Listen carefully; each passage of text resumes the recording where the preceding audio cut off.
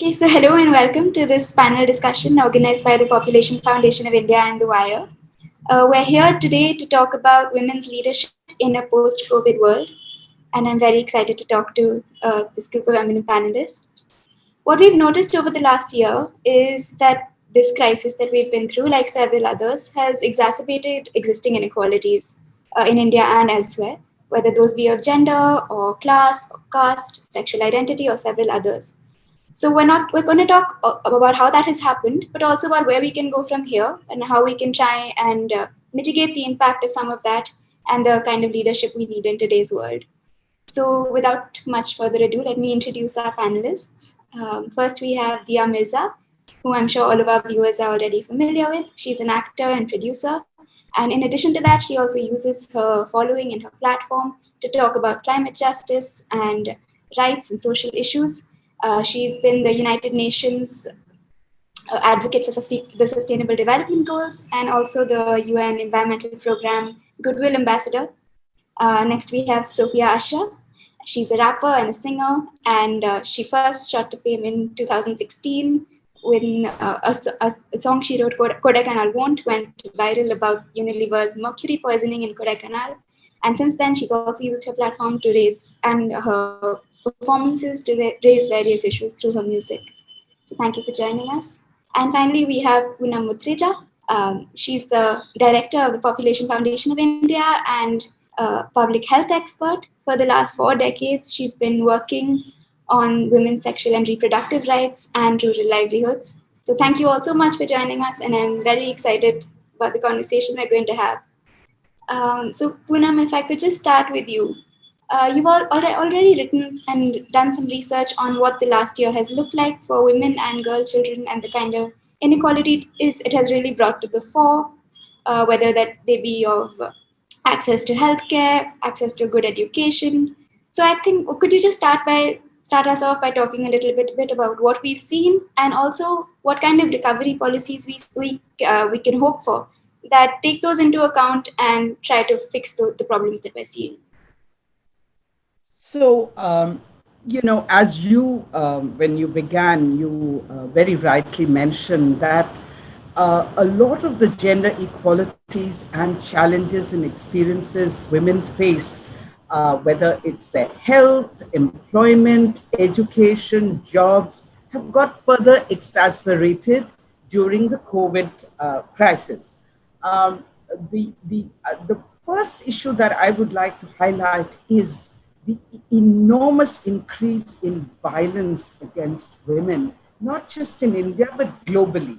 So what we're looking at for women is very worrying because it's a global phenomenon and it includes countries where there's higher education levels of literacy, economically better off women, but women experience a huge increase in gender-based violence across the world.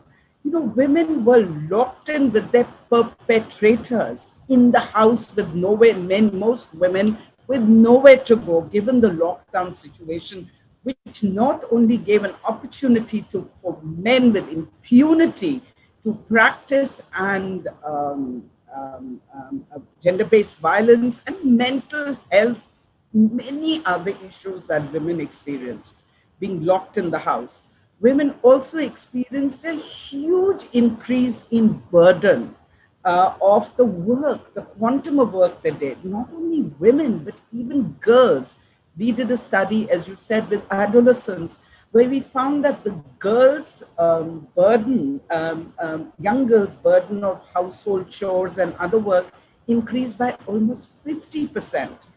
And 83% of the girls in Bihar, in rural Bihar, young adolescent girls, said they needed to seek mental health support because they were very anxious, so on. So women who already have very little freedom to move out of the house or do things that they aspire to do, that was totally curtailed. I'll come to the solutions later. The second issue was that women overnight found that their access to maternal health as well as reproductive and sexual health went out of the window overnight. And there were two reasons for this. The public health system was totally consumed with dealing with the crisis of the epidemic. Now, I don't want to make that as an excuse because we are such a fragile public health we have such a fragile public health system and situation, and we invest so little money in our public health that our public health system totally collapsed in dealing with anything other than COVID. That and COVID too, it barely struggled. Private sector. Private sector used this opportunity by and large either to maximize their profits. We heard of people spending thousands of rupees per day, much more than they would have spent normally in both in the private sector and public health. Of course, services weren't available, but in the small towns and cities, there was no private health available. So you have heard of women struggling and going to 8 places in Delhi for a delivery, and many women delivered stillborn babies or died, not just in Delhi, but across the rural parts of India. And the heart-wrenching images that we had of migrants walking to their villages and women delivering, pregnant women walking and delivering on the roadside. I mean, it was heart-wrenching, and I don't know if India's conscience will ever be clear of having watched that. Third, so they had no access to abortion, family planning services. As it is, there is a 13% unwanted fertility in India. Women do not have access to family planning, a large percentage of women. And so we have 15 million abortions in India as a proxy for contraception. And all this, there was literally in the first few days, though I have to say that when some of us got together and wrote to the health ministry led by two very able women, Preeti Sudan and Vandana Gurnani, they did pass an order overnight asking for reproductive health and maternal health services to be reintroduced. So what are the solution to these 4 issues that I've raised? I haven't even raised issues like how women lost jobs and so on, but let me just deal with these 4 issues. What could be the solution? First of all, we must recognize that we need a public health response to violence against women. We need counseling, we need many other things. We need to speak up, we need to support other women, all of that is there. But the big ticket item that I hope that we can all work together on campaigning is that the public health system should respond to violence. Violence is today, if you go to a doctor in the public health system in a village or any city, she will or he will tell you that violence is not the issue. So even when women come beaten to death, they do not deal with it. They neither report to the police nor do they discuss it with women.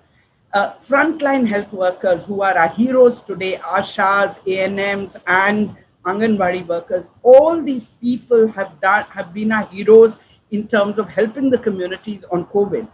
We have to rely on them to deal with violence and report violence like they reported and dealt with COVID at the grassroots level because they are the only ones rural women and girls come in contact with.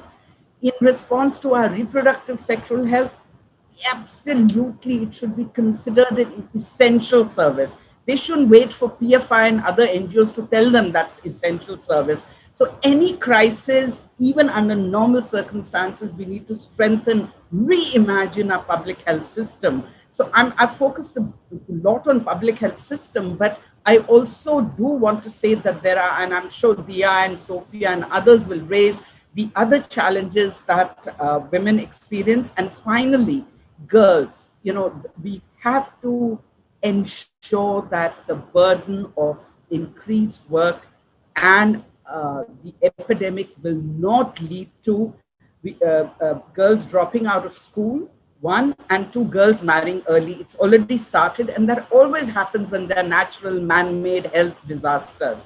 We have to ensure, so there has to be vigilance by education ministry, and all of us as citizens, and NGOs have a big role, and voices like we have here of Sophia and Dia and others, they have to amplify and talk about ensuring that girls do not drop out of school, that girls' early marriage is not seen as an alternative in such situations. I've spoken a lot, Janvi. I'll stop here. I'm sorry. There No, is no. much more to say, but we have great panelists here, so I'll. So Dia, if I can just turn to you now. The 2020 UN Sustainable Development Goals report has said that we're going to see a reversal on the progress we've seen on these goals in a number of them, but particularly on Goal 5, which is on gender equality. So what do you think we can do in India, whether it's the government or civil society, to try and reverse that or try and mitigate the impacts of that?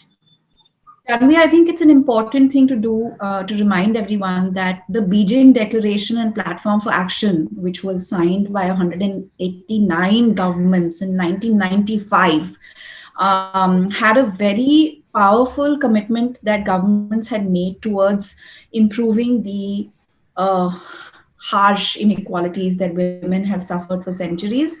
And these, of course, include many of the things that Poonam mentioned. I'm going to highlight a few more, which is, of course, 12 critical areas of concern: poverty, education and training, health, violence, armed conflict, economy, power and decision making, institutional mechanisms, human rights, media, environment, and the girl child. Now, it's also been 5 years of the SDGs, right, that were introduced to the world, that so many, again, I think pretty much the same number of countries adopted the Sustainable Development Goals. And the fact of the matter is that we are far behind. We were already far behind in achieving Goal 5, which is gender equality, and the deplorable reality of COVID-19 and the crisis that it brought on us is the fact that women suffered the most, and the girl child. Now, this is a reflection or a representation of the fact that, unfortunately, despite these commitments that governments have made, we have socially been inept at actually and definitively taking the steps that we need to reach a point where we can provide a safer space for women and a more equal space for women. Now, I think as women, we can all agree to the fact that this is not a single pronged issue. There are multiple contributors to why these issues exist. They're class-based, they're caste-based, they're religious, there are social, cultural, economic, the list is endless. And I keep reiterating the fact that these conversations are so important to help more people recognize and more women recognize how powerful agency is and how women with agency can make a big difference in making a difference in the lives of women. Now, on our part, I think when we talk about building back better from this global pandemic, and we are not even far from halfway through it, from the way things are going. I think we're just all learning to deal with how to operate and live with the pandemic. And while we continue to do that and find our resilience and our ability to go back into the workspace and find our own foothold, we will have to work much harder to ensure that women are safer and get the opportunities to, first of all, express what it is that they've been through. I think it's very important to shine the light on what a woman has been through, because that's the only thing that will urge or encourage people to change. If we don't know the half of the truth, then how can you address the problem? So I'm actually grateful for the phenomenal work that a lot of the NGOs did through the lockdown. I mean, I've worked with many of them. We did PSAs, we did all kinds of campaigns encouraging women to report crimes that were committed against them during the lockdown. And sexual and physical violence the numbers are startling. And I think as women, we need to really start understanding what is the role that we play, especially as empowered women, in empowering more women and strengthening more women in society. And I really think that as women, we have a very big role in making that difference. And Small choices, big choices, every choice we make is going to make a big difference. I'll give you a few examples of what I've tried to do. Recently, my wedding was in the news, and I think for the right reasons, because everybody was talking about a female priest who performed our ceremony. Now, this is not a visual you get to see every day. It's not a job that most women hold. It shatters many stereotypes. It really addresses a system of patriarchy that enables the behavior that we're witnessing, that causes the inequalities that we know exist. And I think that in small actions and big actions, we can bring change. And I'm so grateful that so many women out there and men um, started to recognize how, my God, this used to be or is perceived to be only a man's job. It's great to see a woman can do it as well. And I have to tell you, the most amazing thing about the lady who performed our wedding ceremony is that very late in life, she realized that she needed to empower herself. And she chose to study the Vedas. She educated herself and she chose to be a priestess. It's something that is a making of choice. And she did it she's 78 now. She started on this journey in her 50s. So I think there's so much that women need to acknowledge about ourselves. The fact that it's never too late to empower yourself. You can always educate yourself. Nobody can hold you back. And there are enough people around us who will support us and empower us. All we need to do is reach out. I think reaching out is something that many women hesitate to do. And I know Puna will agree with this. And because it's just one of the things that we unfortunately just don't feel comfortable doing in our country, apparently even the world over, is reach out. And it's amazing to see how many people will come forward. So when we build back better, I think we need to change the environment of our politics, the environment of our social environment, our health environment, and every other environment that contributes to reducing the gap of gender. And one step at a time, and hopefully all these steps will matter. Right. Sophia, to come to you, you use music a lot to put across your points, and a lot of your music is very political on different issues, whether it's the environment. So I think I wanted to ask, what have you seen as has the impact of using the performance arts for something like raising awareness or studying social causes? And the second part is, I mean, you're a rapper, and particularly in India, of course, we have a number of female rappers, but we do see less female faces compared to other musical genres. So what drew you to that is something I want to ask. So to answer your first question about using art to speak out about issues, to raise awareness and possibly, hopefully bring about policy change, I think it's a vital step. But I believe art alone cannot bring about policy change. You need people like Poonam ma'am, you need people like Diya ma'am, we need people like you, we need publications, we need news articles, we need all of that working together in tandem. But what art can do is capture people's attention.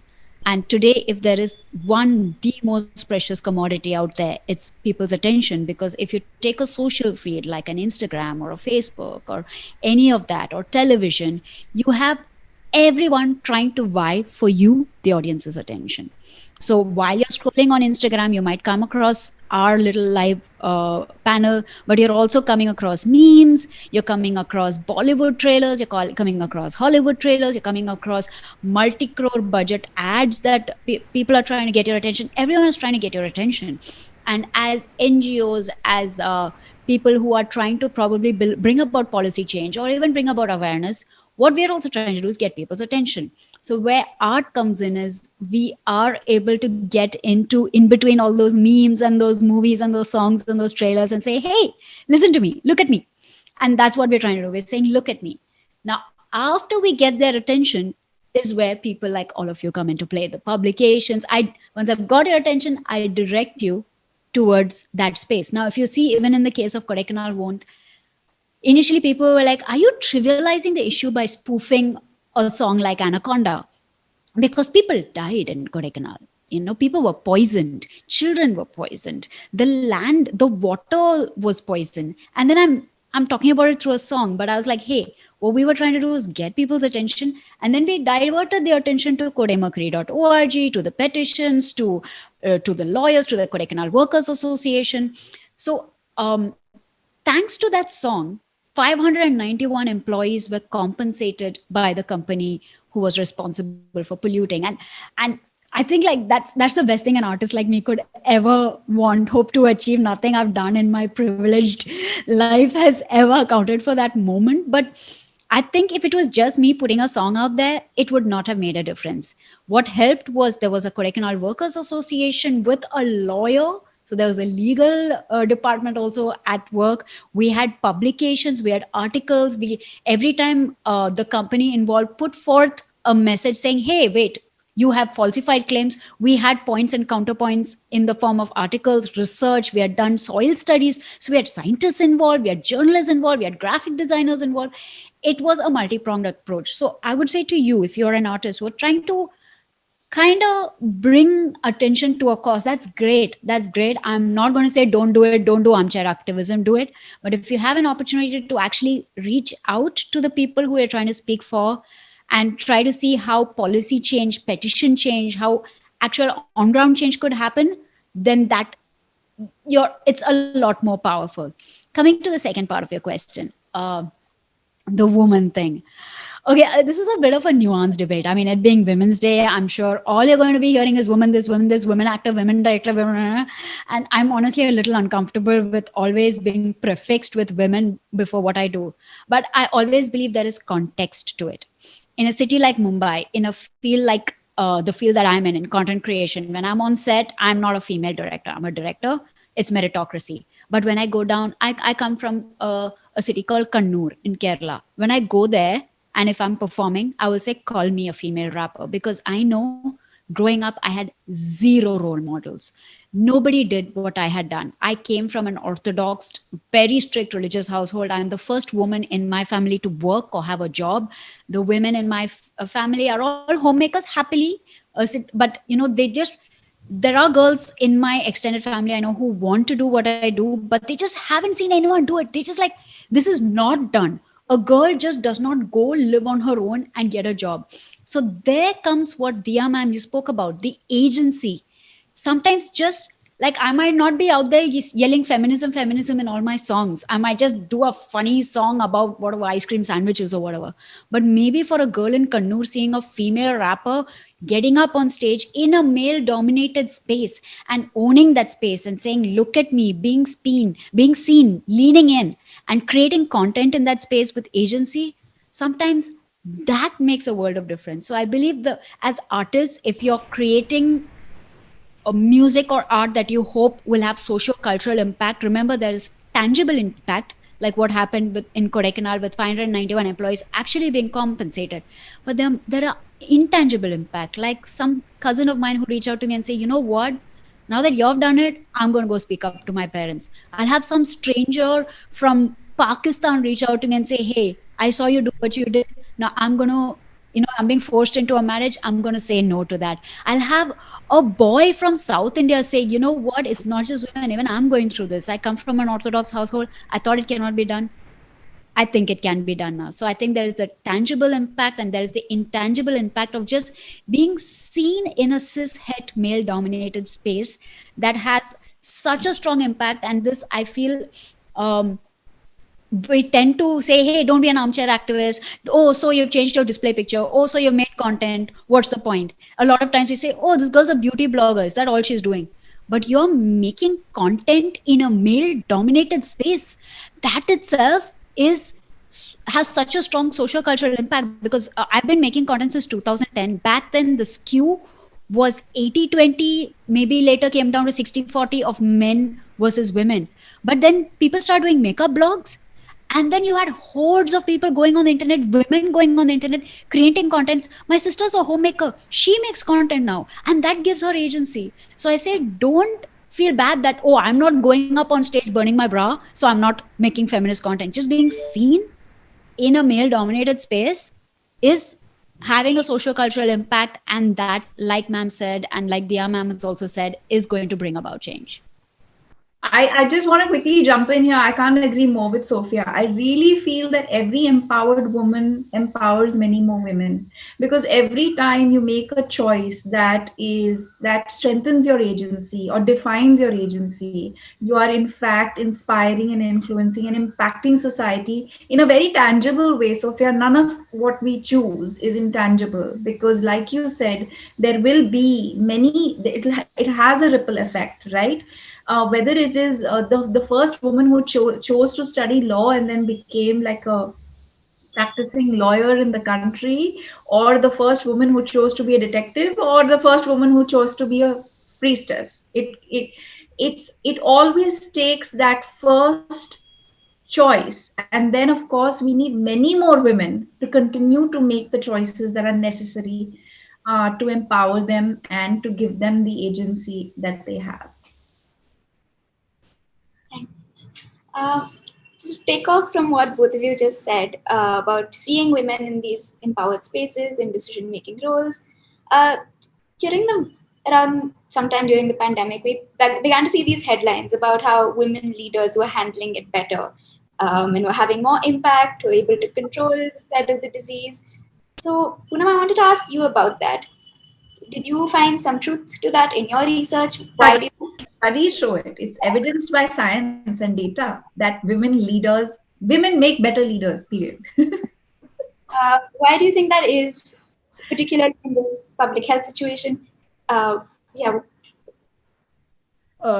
First, we COVID-19 has given us more evidence than ever before that women leaders have been more effective. So if you look at the evidence that elevating women creates a ripple effect that benefits families, communities, and countries. So in several countries around the globe, women are at the helm of effective, inclusive COVID-19 response. Though they are frequently underrepresented at the highest level of decision making in sectors that are directly impacted by the COVID-19 pandemic. So women are heads of state governments in only 21 countries worldwide, but the leadership has been lauded all throughout this process for its great effectiveness in managing COVID-19. Women heads of government of Denmark, Ethiopia, Finland, Germany, Iceland, New Zealand, and Slovakia are being recognized for rapid response. They are leading, which has not only included measures to flatten the curve, but also the transparent manner and compassion that they showed and communicated the compassion fact. And this is fact-based public health information. I do not want to say at all that men lack compassion. The men don't have the ability to have compassion, but it is the self-image, women we are not ashamed to express our femininity, our compassion, and caregiving role goes along with all the other things we do. And we are very proud. I don't know a woman who's not proud of her caregiving role, along with her professional role, along with being a role model. Men have more, we brought them up badly, actually. We need to change the social norms, not just around women. And I do want to not miss this opportunity, Dia, to congratulate you for the woman priestess, because it made a huge difference to showing that women can do anything. And what you did was more important than anything else, given the religious anti-female bias, which is much more. In fact, we use religion to express anti-female bias in more ways than one, and it's increasing in India. So 3 cheers to you, Dia. And I actually wanted to write to you that time. So I just applauded you silently. And this is a great opportunity, Janvi, for us to celebrate Dia and what she did. And I would like to say that, so PFI, we as an organization do a lot of work on changing social norms. In fact, we have 3 seasons on on Doordarshan and on digital media and across the country. We use Doordarshan, All India Radio, we use digital platforms for a serial we've done called Main Kuch Bhi Kar Sakti Hu, which Diya was directed by Feroz Abbas Khan. And we are where, the kind of, it's been evaluated, and the kind of changes that we have seen have shocked us. When we did the evaluation, we didn't believe our own evaluation. So we called global experts to review. And what am I referring to? I'm referring to the fact that 60% women and men in the baseline, approximate 60%, had said it's legitimate to beat their spouses. Not only men, women also believe the same, because we are the ones who uphold patriarchy for the men and for society. So it came down by 20% in 56 episodes, and I didn't believe it. My colleagues also. So we got evaluators to evaluate, and it was true. So why do the PFI has studied how you change social norms across the world, in South Africa, in Brazil, parts of Latin America, and we found that it is challenging social norms, which both Sophia, you and Diya, you are doing, will give women the courage to change their behavior. And you both gave us examples. And Sophia, what you think is a small, some cousin here, some people there. No, challenging social norms leads to huge change and impact. So keep doing, both of you, challenging, and you people challenging social norms is going to give a lot more women courage. And I would be happy to share the evidence with you or offline, send you information. My colleague Mandira here and I do and our teams in PFI look at evidence all the time, not what we have done, but what's happening in the world. And we learn from that. And we do 50% of our work today is changing social norms. And we would not have been able to do it without the support of a lot of your colleagues in the industry, music, films, and so on and so forth. And I do want to say that for every woman who shows leadership, like we saw during COVID, led by all these governments, we also, as I mentioned earlier, in India too, one of the reasons we had a quick, rapid response to bringing back women's health, sexual reproductive health, and maternal health issues was because we had a secretary, the woman leading the health ministry, Preeti Sudan, then was a woman, and we had Vandana Gurnani, the second leader in the ministry. And I've never seen a government order being passed within one day of us reaching out to them. And I want to applaud them. And then look at our female heroes, 3 million women health workers who actually led the fight in the pandemic at the grassroots level. And these are women who are not even, many of the Ashas have not even done class 8, but they understood surveillance, they understood prevention, social change, behavior norms, etc. so quickly. Because women really care about saving lives. Women care about these things along with many of their other professional, strategic goals that they have in life. And nothing stops women. Whether it was the Prime Minister of New Zealand who breastfed a baby in Parliament, as you all know, and then responded very differently also to the pandemic. So politically, we also established in terms of the health workers, but primarily frontline health workers, not just in India, but globe over, were women. And there is also evidence that elevating women creates a ripple effect.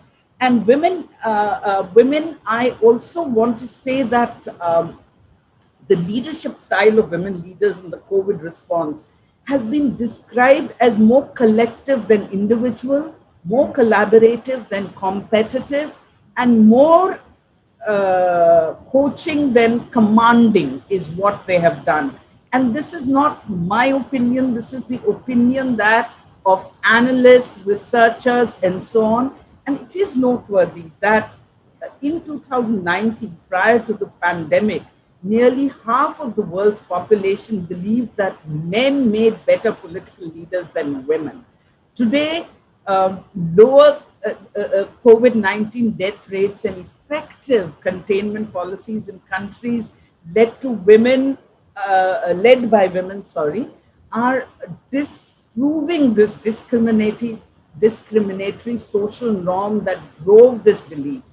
And finally, we need to ensure that decision-making bodies are gender balanced.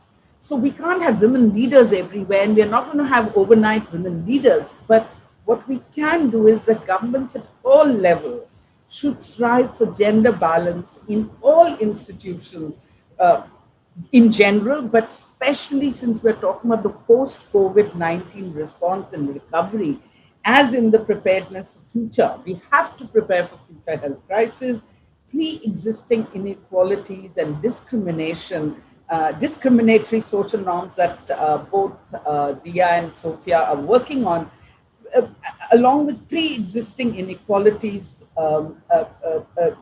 We have to develop new modes of participation in decision making, and evidence. And the last barrier is employment and earnings that empower women. There is prevalence of high rates of domestic violence also when that happens. And finally, we have to invest in women's leadership at the grassroots level and community level. We have to invest in girls. The investment, I'll give a small example. In Bihar, we have a group of 40 girls in Nevada that we have been working with, adolescent girls. Do you know, when one of the other horrible impact of COVID was schools closed and girls get sanitary pads in schools free. And this is something that many people have worked on, including the film industry, on putting menstrual hygiene on top of the agenda, whereby finally girls were getting free sanitary pads. So sanitary pads distribution stopped, but the schools stopped. And so this group of 40 girls that we had set up, do you know, they all contributed, starting with 10 rupees each, and started a bank, which is for sanitary pads, which has become one of the biggest banks that supplies in Nevada district, sanitary pads. Our experience is you give women an inch of leadership and they run with it, and because they see there is so much women haven't been able to do, want to do, and there are so many, and they make it, they're positive deviants, they find solutions. Main kuch bhi kar sakti hu. We keep reading in the media, inspired by Main kuch bhi kar sakti hu. In some village, women are doing this, and another village, women are doing that. And the media has been fantastic at covering these stories, and we cannot believe the kind of energy women have. So just shine the torch, as Dia also said, on these issues. Shine the torch a little more on women and girls and give them opportunities. We don't have to wait for all of them to get educated and become big role models. We must invest in young girls' leadership, and we at not just the urban areas and the elite communities which we all belong to, but if we can support and be role models for young girls, I think Beijing plus 25 is a good time for us to invest in women's leadership, and we will see a very different world. One of the things you all talked about over the course of this conversation is the importance of putting your voice out there. And I think that's something actually we've seen a lot of from women in India over the past couple of years, and over a number of issues, obviously over women's rights issues, but also about other perceived injustices, whether it was the Anti-Citizenship Amendment Act protests or the farmers' protests most recently. We have seen women take part very actively and openly in a lot of these struggles. But we've also seen multiple levels of pushback against that, whether it be from their own families or from the state, like most recently the arrests of activists like Disha Ravi or Nodeep Kaur. So if women watching this, I mean, yes, of course, it's important to put your voice out there, but how do you balance that when you know that the forces against you are also actively, how do you do that personally, since you're all very vocal about your views and your opinions? Where do you see that? Who are you asking? Both of us? Sophia, all three of us. Sophia, you want to go first? And I think so. I'll give you some examples of why women do this. I think in therein lies the solution. Why do women put themselves in what seems to be perceivable danger? If you see the Kudangalam struggle that happened in Tamil Nadu, which was basically the local fisher community was basically revolting against the setting up of a nuclear power plant there. This was primarily led by women. You saw the Munnar tea estate revolts that happened. Again, it was women leading the trade union protests. Well, there is a tangible threat. And I'm sure many women, and especially not just women, but our families. I know there have been many times when my mother has expressed deep concern for the kind of social threat that I experience when I voice my opinion or my concern or my action on things that are not necessarily in popular, agreement, and maybe go against the state's perception on what is right, and sometimes can lead to a lot of very aggressive, very terrorizing pushback. And in the beginning, I used to feel afraid, but I don't anymore, because I think that a lot of this is kind of faceless. And if I keep allowing people who do not respond to life from a place of conscience and choose to adopt populist beliefs and try and impose those on everyone, or just go with, the mainstream, whatever it is that the state says that they need to believe, and not question, I feel like we're not then functioning as a democracy. And I really believe in the power of our constitution. And I do know that for each of us who deeply cares about what we stand for and we work for it every day of our lives, we should feel no fear at all. And I honestly have reached that point where there are, of course, certain conditions because of the fact that I'm an ambassador with the UN. There is a certain line of communication that I would have otherwise adopted that I don't consciously, because of this role that I play. And I value that role deeply, because I feel like you are capable of making bigger change by assuming that responsibility than you would by just being obstructionist in certain moments and then kind of not doing something tangible with that. So and I promise you, there are moments where I feel very tempted to speak up or comment or say something or respond to certain people, and I don't. I had the spokesperson of the leading political party in our country paint me to be a terror sympathizer for 2 whole days on national television, on news, and I didn't respond to it. I didn't even it just didn't, because I think when you own your truth and you know it so deeply, nothing anybody says about you, whether in private spaces or in the public space, can ever affect you. And I think that's a very powerful thing to have, because there will always be forces that will try and make you feel fearful. And the only way we can stand for change and bring change is if we believe in our truth and stand by it. Thanks. Sophia, sorry, you didn't get to finish earlier. Poonam wants to say something. Yes, Poonam, ma'am, after please. Sophia. After Sophia. I went to a women's protest conference in Chaibasa. Yes, those things exist. It was basically female protesters from across the country who got together. They were protest musicians and heads of trade unions, women who have been leading protests across the country who got together. So you had the women leading the Munnar Chai tea estate protest, the women leading the Kudangulam protest. It was a beautiful experience because you had multiple languages. Everyone had radios with translations going on. The conference didn't have like keynote speeches, this, that. All we did was we formed a circle, 3 days. We had about 300 women, and each woman had to stand up and answer 3 questions. What is your struggle? That is, what are you fighting? Probably shed some light on it. 2, how have you been going around on that fight? And 3, how have you reconciled with family and society around this? Now, if this were a male conference, this 3rd question would not even be asked. But when a woman goes out to protest, there is always that question of convincing mummy, daddy, and husband and children. If it were a male protesting, it's there, but not as much, because when a woman is going out there and she gets arrested, who's going to take care of the child? So there were women standing up and saying, I taught my husband how to braid my daughter's hair.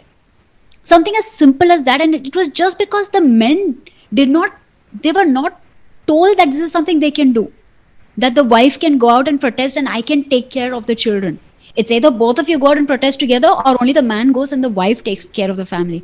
So I think there is that component of a lot of us who go out and do this, we fight our families and do it.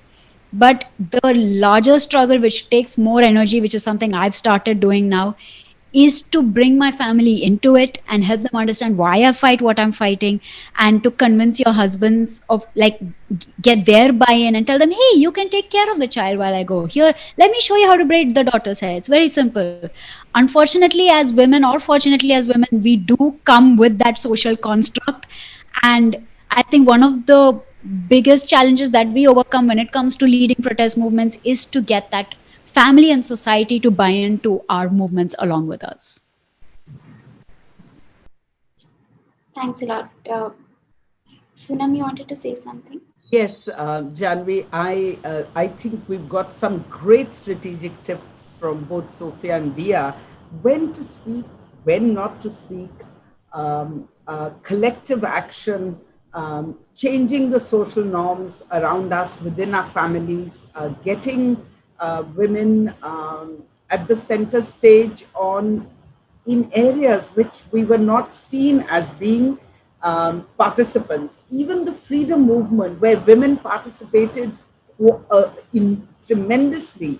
There's no mention of the freedom movement and women's role very much in history. Or even the progressive writers movement, the number exactly. of women that took part in that movement. Exactly. You are so right. Is phenomenal. Yeah, but it is not recognized. But at the same time, whenever women, any women's issue we begin to make progress, I find women's issues, and this is a empowerment framework done by, I'm borrowing from Srilata Batliwala's work, where she says that women's movement and rights have been 2 steps forward and 1.5 back. We get pushed back. So 1.5 steps backward, and that 0.5% gain that we made, we are spending all our energies on trying to maintain those gains. So to move ahead, we have to use strategies being suggested by Sophia, by Dia, and I would like to add to that by saying collective action. Collective action, and women need to do much more collective action and support each other, like the men have done historically and have been doing. So there is a huge need for us to be strategic, collective, and if we do have collective action and women have the ability across class, caste, issues that Dia raised earlier, to work together, which is something phenomenal I've seen, the groups that were represented, Sophia, in where you mentioned, they were from across different class and castes. You would have noticed that, there are women who are from the community, there are women with PhDs from elite universities who work so closely together. So we have to do more of that collective action. And I want to give an example when I was working with the self-help groups on a project in UP. in fact, Raebareli, Amethi district, the women told us, who are members of this self-help group, that 20 years ago or 15 years ago, when they joined the self-help group, their challenge was to get permission from their husbands, and they mostly didn't get permission from their husbands to go for the meetings. But today, they all said, we inform our husbands. And I think we need that confidence. We need to have that action and, have confidence in ourselves, as Dia said, in our voice, in our truth, and take the step to actually, and none of their husbands are stopping them. So the more scared we are, the more we depend on permission. So we have to do, we can't do overnight. I remember 15 years ago, or 30 years ago, when we used to be outside police stations doing dowry cases, or 40 years ago, not even, that dates me, by the way, 40 years ago. The men surrounding, I used to hear them say, "Ghar aayegi to usko pitai dunga, protest karne aayi hai." But, so a lot of women suffered with those struggles. And your generation, Sophia and Dia, you're also much younger than I am. Your generation has different struggles and battles to fight and risks to take. So yeah, but many of the same continue. And I think that is a tragedy, right? So many of the battles that women in your generation, the one prior to yours, struggled with, we continue to struggle with. But I think what all of you said about solidarity and collective action and speaking your truth, even when you know that maybe not everyone wants to hear what you're saying, is a really great place to wind this up. And thank you all so much for joining us today. And it's really been a pleasure. Thank you. Thank you, Janvi. Thank you, Poonamji. It was such an honor and pleasure to meet you this way. Sophia, I'm a big fan. Thank you so much. Happy Women's Day. To all of you, and more power to women. To receive instant updates on all videos from The Wire, click the subscribe button and hit the bell icon. Pay to support independent journalism. Click the link in the description and choose the amount you want to pay.